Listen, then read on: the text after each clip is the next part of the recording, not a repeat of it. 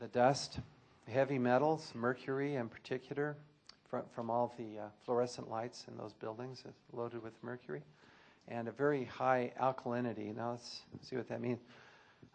One of the scientists, Greg Swayze, says tests revealed the dust to be extremely alkaline, a pH of 12, and that some of it was as caustic as liquid drain cleaner. We were startled at the pH level we were finding.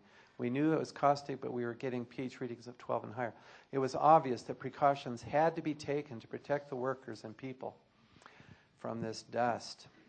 Now, what happened?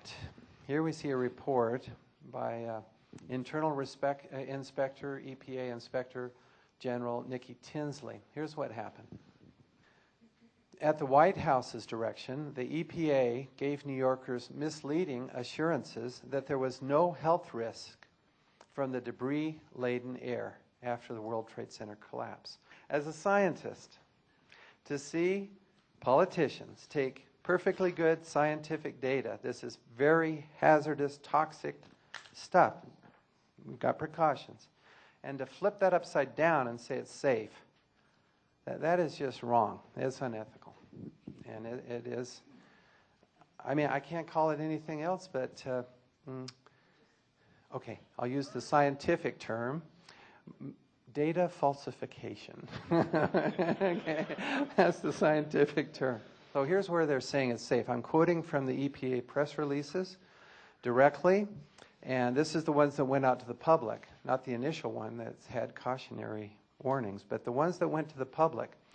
And again, what was it? 5 times in 10 days after 9/11, saying this is safe.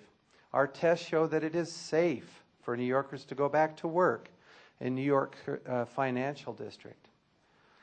And of course, they've been hit with a lawsuit for unnecessarily, people unnecessarily exposed to potentially hazardous levels of asbestos and other carcinogens and toxic substances. The lawsuit accuses the EPA of a shockingly deliberate indifference to human health. Again, that bothers me. I don't like it when they falsify data. I'm trying not to say lie. Okay, I'm trying to say data falsification. Now, bin Laden was blamed. This is interesting, I think. So here's some pictures. Another one of these, you know, Sesame Street. Which one of these is not like the other? Okay, yeah. And there's 5, and I put one more in here. So let's sing out which, as you look at these, you've seen bin Laden through the years. I mean, we've all seen him, I'm sure.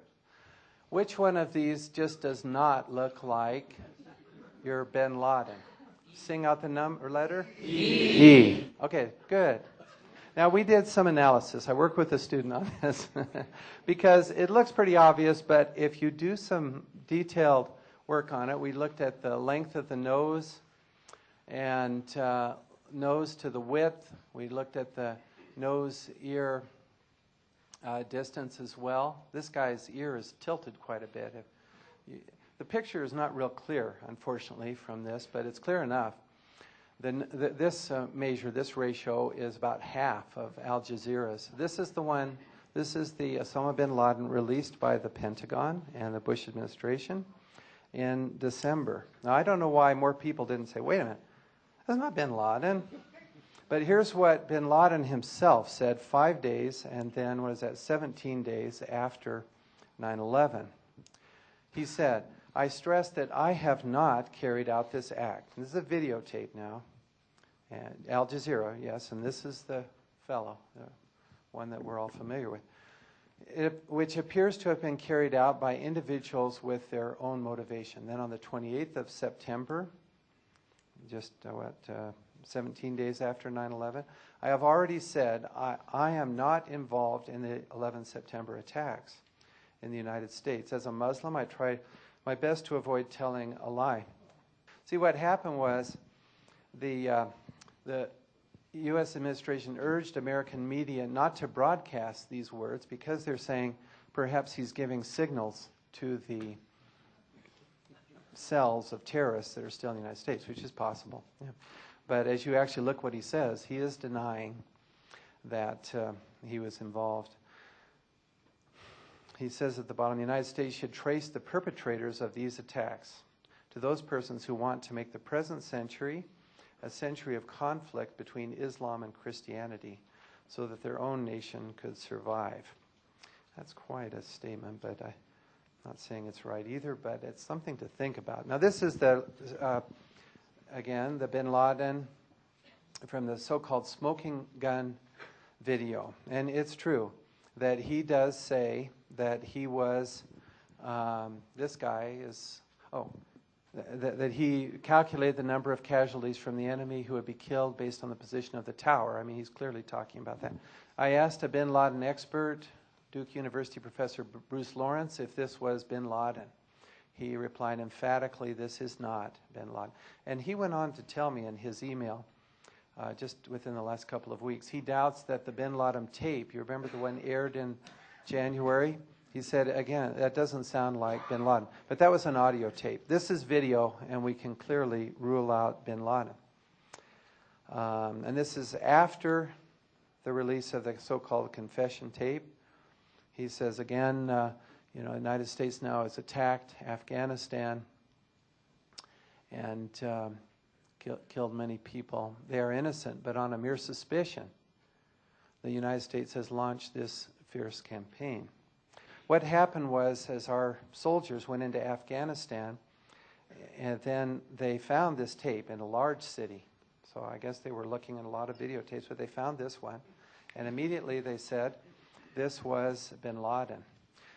The Muslims tend not to agree. They say it's not a proven fact, still not a proven case that he directed it, this 9/11 attack, that he planned it or funded it. Now, Mayor Giuliani, regarding this tape, said that it showed bin Laden was the personification of evil.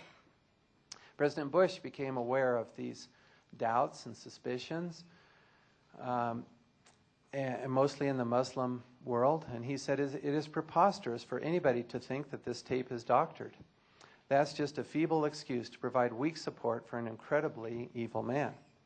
Well, my own conclusion is that this is not bin Laden. And I'm not sure then this is a smoking gun confession tape, but it's not him. So what happened? The U.S. immediately attacked and occupied Afghanistan to kill al-Qaeda, as they said, and to get bin Laden. Oddly, bin Laden is apparently still on the loose. Al-Qaeda is growing throughout the world, and very rapidly, in fact. There was someone, it was editorial by Paul Roberts, Dr. Roberts, who worked in the Reagan administration. He's very concerned about all this. He's emailed me and agrees that there's something very wrong in the official story of 9/11. He said that 95% of the terrorists have developed. I mean, the Muslims are angry for some reason for us attacking their country. They feel it was without being attacked. They say, Iraq didn't attack the United States. What are you doing? Iraqis are saying that we're defending ourselves. Anyway, 95% of the terrorists have grown since then, built up since our attacks on Afghanistan. And I noticed in a U.S. News and World Report, the opium trade in Afghanistan has taken off too. Tripled, you say. Why is that? We got our military, we control the country. Why are we allowing this opium trade?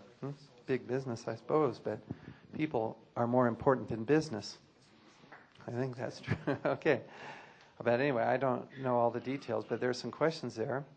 Now, this is an admission by FBI Director Robert Mueller. The hijackers left no paper trail. In our investigation, we have not uncovered a single piece of paper either here in the U.S. or in the treasure trove of information that's turned up in Afghanistan or elsewhere. Not a single piece of paper that mentioned any aspect of the September 11th plot. Basically, all they had is this so-called confession tape, which isn't even bin Laden. There are many questions about that tape, by the way. It doesn't ring true to the Muslim religion, the statements made there. Did officials know about the impending attacks in advance? And then I'll talk about the United States Constitution. So here we have evidence, not proof, and I made that clear. You may have seen the